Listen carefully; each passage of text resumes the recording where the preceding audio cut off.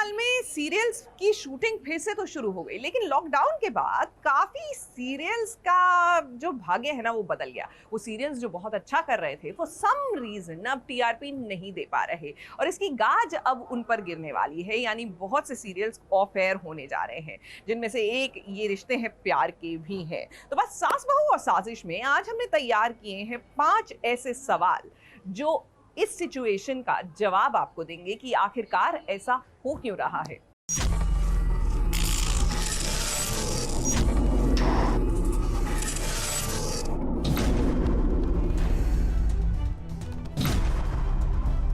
मैं अभी तक समझ नहीं पाया हूँ कि टीवी पे क्या चलता है, तो मेरे लिए तो शॉकिंग ही रहता है हमेशा। पोस्ट लॉकडाउन में भी थोड़ा हैरान था और जब भी मुझे ऐसा लगता है यार ये ट्रैक अच्छा नहीं है और तब रेटिंग्स बढ़ जाती है। I don't know, I really don't understand this process. सब ऊपर वाले की मर्जी समझ के एक्सेप्ट कर लिया।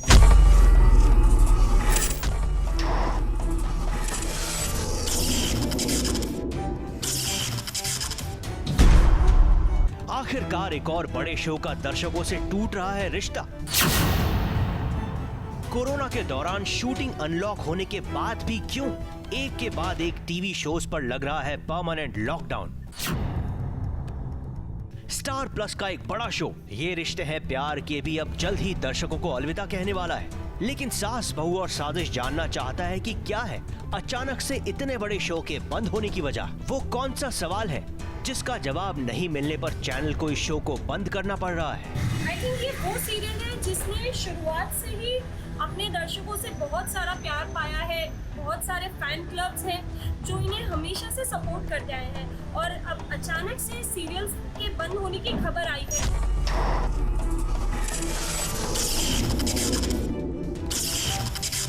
क्या असली कारण शो की घटती टीआरपी है?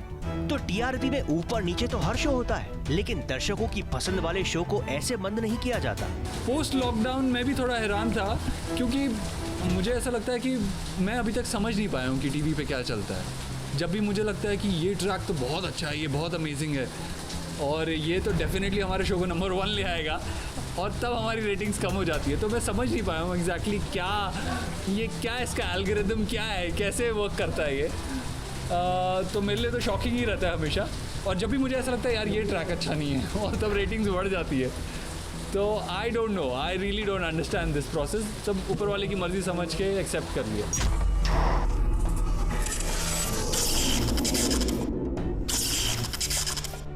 या फिर ये शो लॉकडाउन के बाद अपनी कहानी में दम खो चुका है। पहले मिष्टी के हाथों मर्डर वाला ट्रैक और उसके बाद 2 बहनों के बीच सरोगेसी वाला ट्रैक दर्शकों को नहीं लुभा रहा। देखो, जैसे हमारा ये शो था थोड़ा कॉन्सेप्ट ड्रिवन था, एक सही मैसेज देना चाहते थे ऑडियंस को। आजकल के इश्यूज, सोशल इश्यूज को उठाया, जो बहुत ही अच्छा एफर्ट था हमारे प्रोडक्शन हाउस की तरफ से भी। मुझे लगता है थोड़ा यंग यूथफुल टच रखा, क्योंकि जो यंगर ऑडियंस है वो भी टीवी पे कुछ देखना चाहेगी, उनके लिए था ये।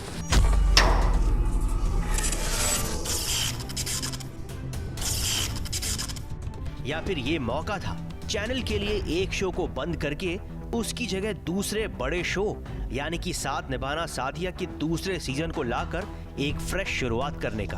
क्योंकि सिर्फ एक वायरल वीडियो ने दर्शकों का रुख चैनल को समझा दिया और स्टार प्लस ने ये रिश्ते हैं प्यार के से रिश्ता तोड़ना मंजूर कर लिया। मिष्टी, मिष्टी, माँ जी, मैंने चने नहीं चढ़ाए। रसोड़े में कौन था? मैं नहीं थी। ये जब से एक वीडियो आया ना दिमाग में वही चल रहा है। आपके भी चल रहा होगा ना? और राजवंश सदन में भी अब कुकर की सीटी लगने लग गई है, कुकर चढ़ने लग गए हैं और अब मिष्टी और कुहू बार बार मुझे आके तंग करते रहते हैं। मीनू, मीनू, रसोड़े में मैं नहीं थी, रसोड़े में कौन था? तो अच्छा लगता है कि एक ट्विस्ट एंड टर्न और दर्शक इतना पसंद कर रहे हैं। पैंडेमिक एक ऐसी स्थिति है कि कोई भी जहाँ हर जगह कॉस्ट कटिंग हो रही है, तो हर चैनल कोई भी चांस नहीं लेना चाहता या इसके चलते किसी शो को मौका नहीं मिल रहा है कि चलो हम एक्सपेरिमेंट करके देखें, क्योंकि हर एक को अपनी कमाई सबसे पहले आती है।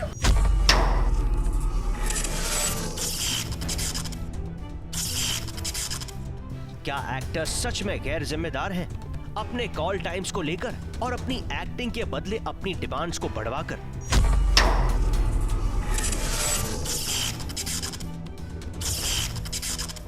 या फिर सच में दर्शक ही जिम्मेदार हैं? क्योंकि अगर दर्शक शो देखेंगे ही नहीं तो कम रुझान इस शो को बंद करवाने की असली वजह बना है। कुछ भी पॉसिबल है इस दुनिया में, मतलब नव्या भी ऑफ एयर चला गया था, so you never know. Youth जरूर चाहेगा कि मुझे टीवी पे ना, लेकिन हॉटस्टार जहाँ पे वो अपने पर्सनल फोन पर अपने फेवरेट कैरेक्टर्स को जरूर देखें। हाँ, मतलब वहाँ पे कहीं ना कहीं किसी तरीके से आई थिंक स्टार प्लस का एक और शो था परिवार, जिसे ऑन एयर बंद कर दिया गया था और डिजिटली वो फैंस के लिए चालू था, तो उस तरीके का कोई एक रास्ता निकालना चाहिए and hope so, let's see क्या होता है। आप अच्छे शोज़ को अप्रिशिएट कीजिए, आप अच्छे शोज़ देखिए, तो हम आपको अच्छे शोज़ आपके लिए लाते रहेंगे, आपको एंटरटेन करते रहेंगे। हमेशा मैंने यही कहा, but thank you so much for your love and support. इतना प्यार दिया आपने कि मैं बता नहीं सकता, I can't express it in words कि कितना अच्छा फील होता है। ABP news report.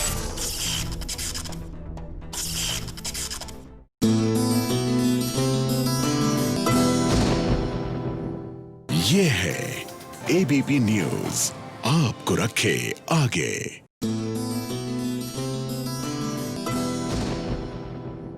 देखिए, टीवी के सितारों के जन्मदिन तो हम कई बार मनाते हैं, लेकिन जब यही कलाकार अपने परिवार के किसी प्रियजन का जन्मदिन मनाते हैं तो उत्साह जो होता है ना, वो एक डिफरेंट लेवल पर होता है। तो चलिए आपको लिए चलते हैं तनाज और बख्तियार के पास, जो मना रहे हैं अपनी 9 साल की बेटी ज़ारा का बर्थडे।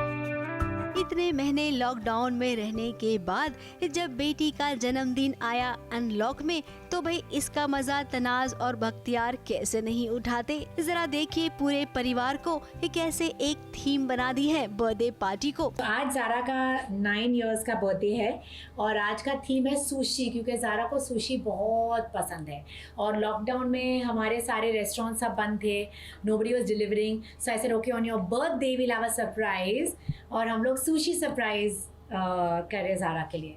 और वक्त कैसे बीत गया या आई नो। अब ज़ारा के दोस्त तो घर आ नहीं सकते हैं, इसीलिए मम्मी पापा ने खूब तैयारी की है। लगता है ज़ारा को लाल रंग पसंद है, तभी तो इस पार्टी की थीम लाल रखी गई है।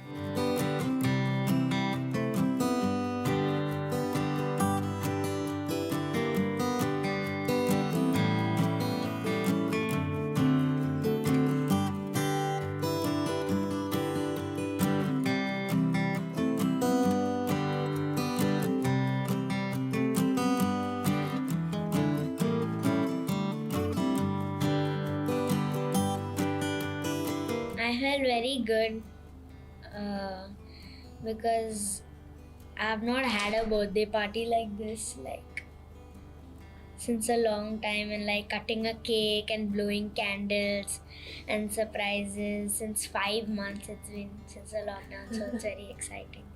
ज़ारा की फेवरेट चीज़ें, और उन्होंने ये भी पूछा था कि 4-5 लोगों को बुलाएं क्या, हम हमारे 4-5 फ्रेंड्स को बुलाएं क्या। मैंने बोला नहीं यार, घर पे कोई नहीं, बिकॉज ये कोरोना का वक्त है, पेरेंट्स अनकंफर्टेबल हैं, हम लोग अनकंफर्टेबल हैं, तो हम लोग क्यों ये रिस्क लें। तो हम लोगों ने डिसाइड किया कि ज़ारा की जो भी फेवरेट चीज़ें होंगी वो आएंगी बाहर।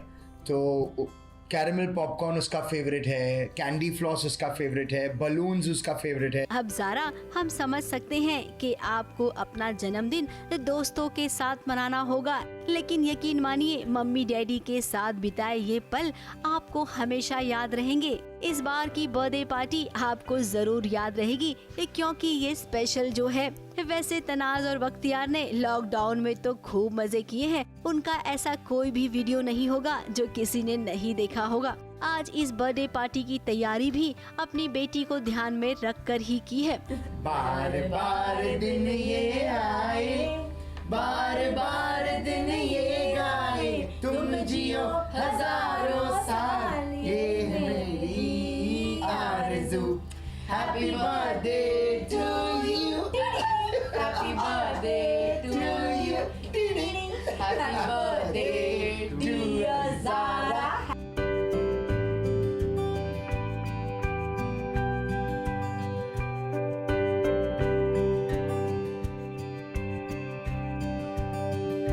मुंबई से कलीम सलमानी के साथ एबीपी न्यूज रिपोर्ट।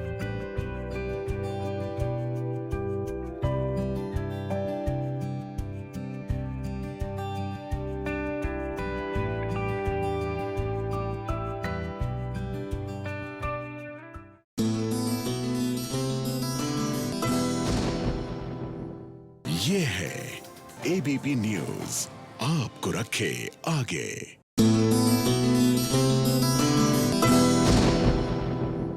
देखिए, आप लाइफ में चाहे जितने भी बड़े हो जाएं, बचपन के दिन और बचपन के वो खेल जो है ना सदैव याद रहते हैं, क्योंकि बेफिक्री का वो जो आलम होता था, लाइफ को एंजॉय करने का जो चस्का होता था ना, हाय वो दिन कोई लौट आ दे। तो बस लौट आए हैं रणवीर और प्राची, कुमकुम भाग्य के हमारे जो रणवीर और प्राची के बचपन के दिन और बचपन के खेल।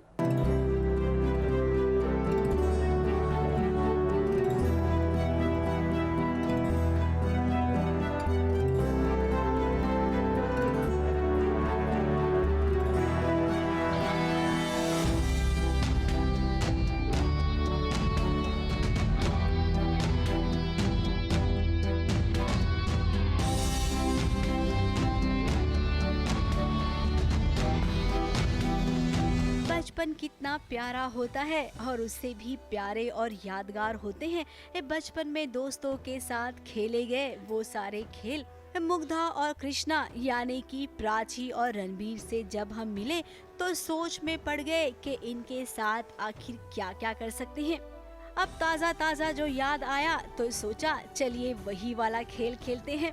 आओ मीनो सुपर सेनो, अगर आप हार गए तो आपको स्टैचू होना पड़ेगा और फिर उसके बाद पनिशमेंट भी तो मिलेगी। आओ मीना सुपर सेना big ball lazy girl statue. अभी खेलिए। आओ मीना खेले। क्या क्या करवा रहे हैं हमसे? आओ मीना सुपर सेना बिग बॉय लेजी गर्ल। आओ मीना सुपर सेना big boy lazy girl statue. Krishna statue है तो हम इंटरव्यू खत्म कर लेते हैं। कितना अच्छा लग रहा है ना कृष्णा? कृष्णा को डिस्टर्ब करें।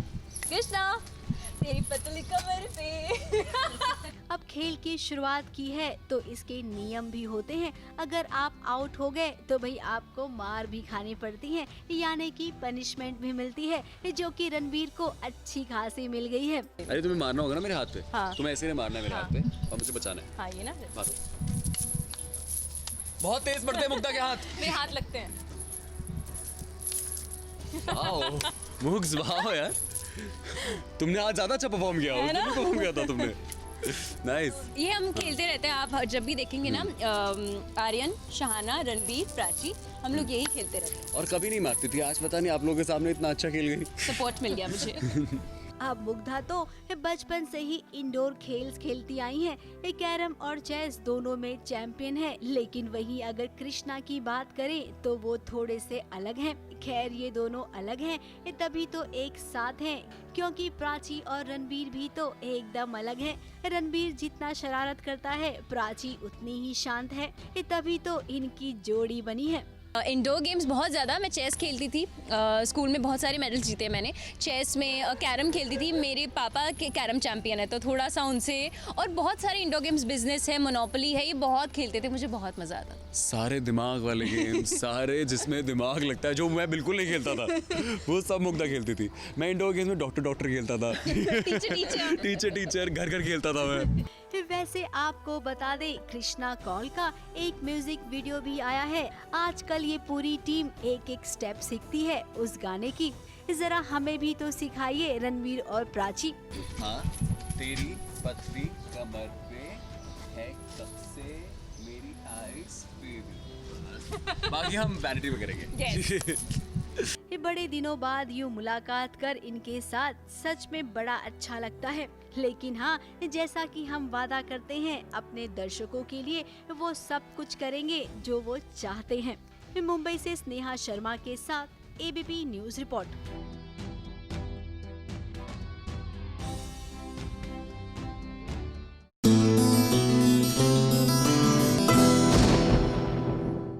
ये है एबीपी न्यूज, आपको रखे आगे।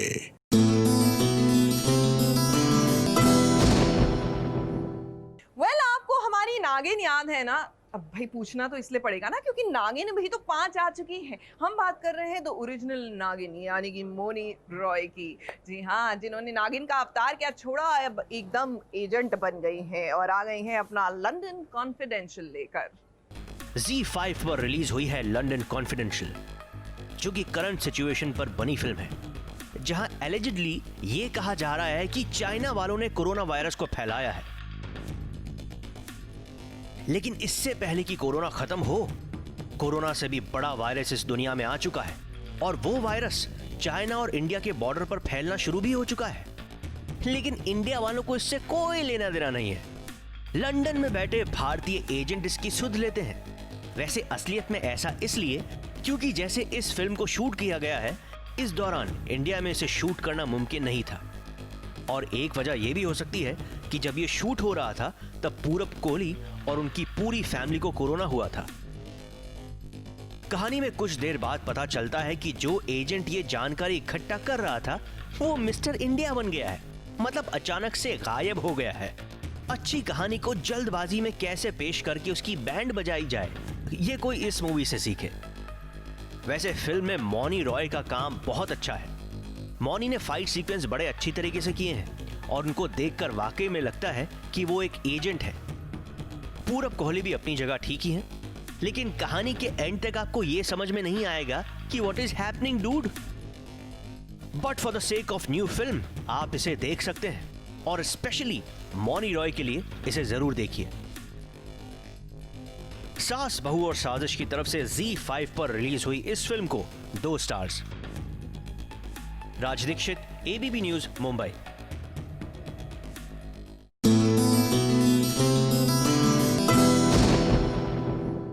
ये है एबीपी न्यूज, आपको रखे आगे।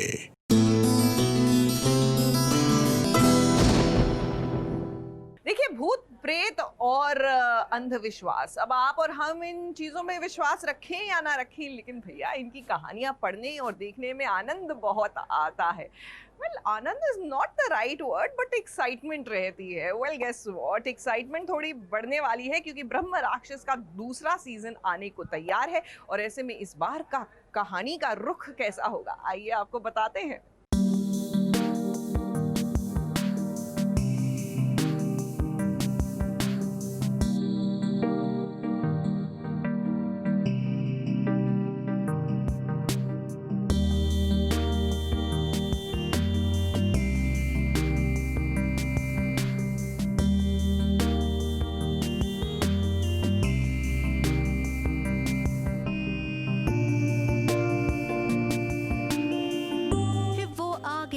उसने एक बार फिर से दस्तक दे दी है।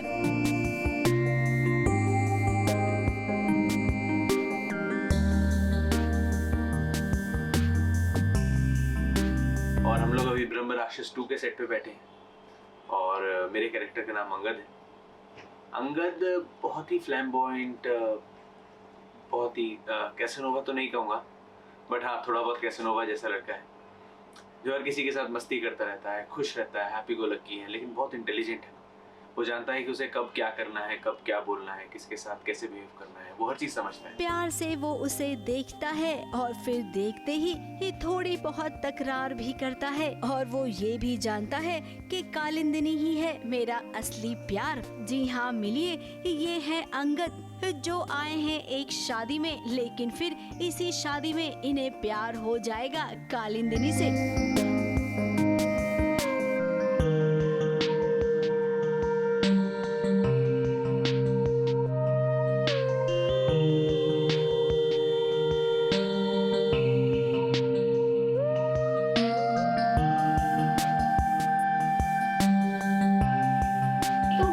सिंपल लड़की और बहुत रिलेटेबल है। मुझे लगता है कि अगर कोई भी उसे स्क्रीन पे देखेगा तो बहुत जल्दी रिलेट कर पाएगा क्योंकि वो एकदम गर्ल नेक्स्ट डोर है और उसका नाम का मतलब भी होता है सन, यू नो, तो आई थिंक वो वैसी ही है। She is very bright. ये दोनों जब मिलेंगे तो उसके बाद होगी ब्रह्म राक्षस की एंट्री। अब भी पहले सीजन का ब्रह्म राक्षस तो देखने में सच में राक्षस लगता था, लेकिन इस सीजन में राक्षस की कैटेगरी थोड़ी सी अपग्रेड हो गई है। अब भी कहानी तो हिंदी टीवी सीरियल की है, जहां पर राक्षस का नाम ले रहे हैं, लेकिन दर्शकों के सामने वही पुराना इफेक्ट पेश कर रहे हैं जो हमने आपने सबने हॉलीवुड की फिल्म में देखा होगा, वेयरवुल्फ वाला। ब्रह्म राक्षस 2 के इस प्रोमो शूट में आपको पर्ल एकदम डिफरेंट किरदार में नजर आएंगे। बहुत सारी ऐसी चीजें हैं जो शायद आपको भी बहुत पसंद आएंगी।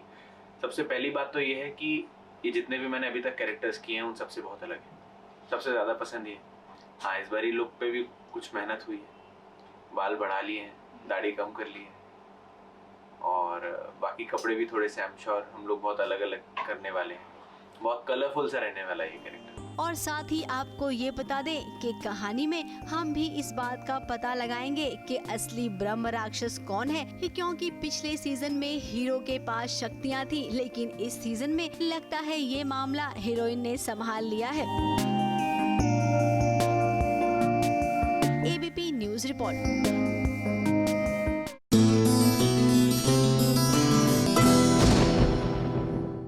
ये है एबीपी न्यूज, आपको रखे आगे।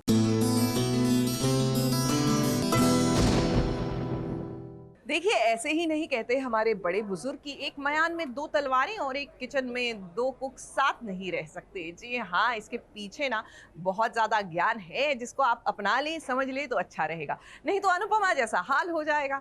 जी हाँ, काव्या मैडम आ तो गई अपना घर बार छोड़कर अपने मनराज के साथ रहने के लिए, लेकिन ये देखकर अभी भी जल भुन कर राख हो रही हैं कि मनराज घर में अनुपमा को अपनी पत्नी का दर्जा देते हैं। वेल, पत्नी है तो पत्नी का ही दर्जा देंगे।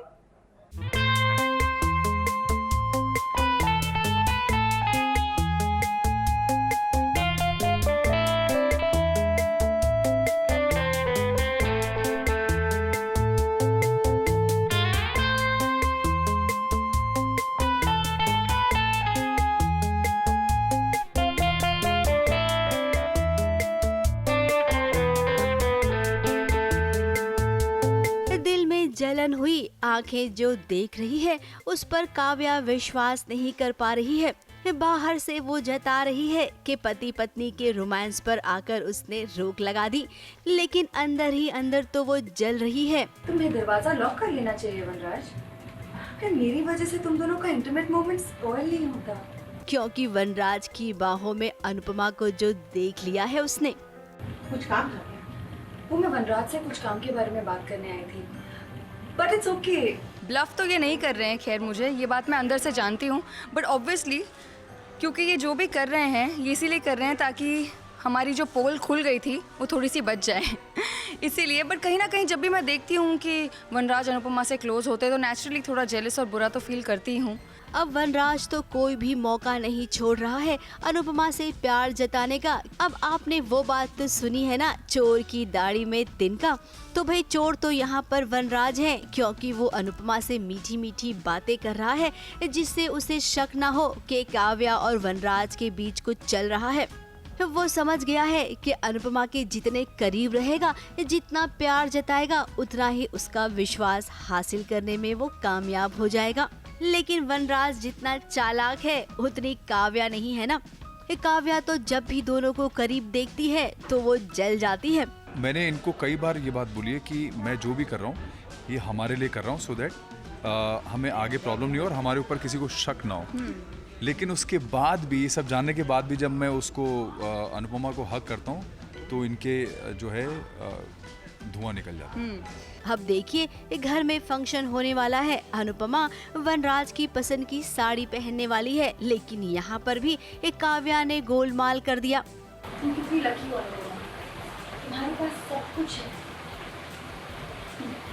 पर सब तुम्हारी तरह लकी नहीं हो। मेरे पास तो कल के फंक्शन में जाने के लिए ढंग के कपड़े तक नहीं।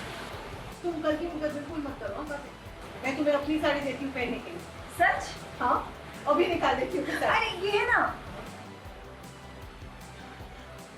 ये साड़ी नहीं काव्या, ये तुम पे अच्छी नहीं लगेगी। जो साड़ी वनराज चाहता है अनुपमा पहने, अब उसे काव्या पहनेगी। बेचारी अनुपमा यहाँ पर भी कुछ नहीं कर पाई।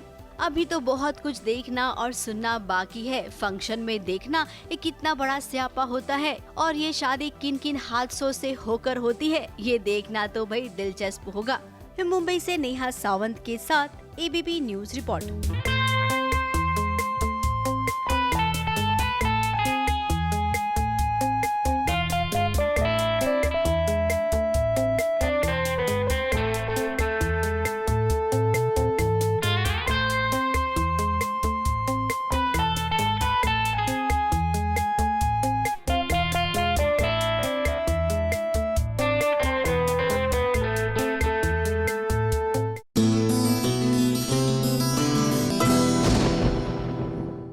ये है एबीपी न्यूज, आपको रखे आगे।